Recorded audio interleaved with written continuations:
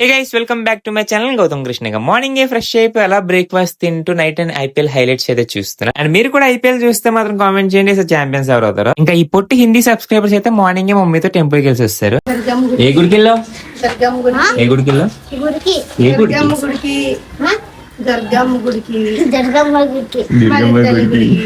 దుర్గమ్మ గుడికి. పళ్ళు ఊడిపోయింది నీ పళ్ళు.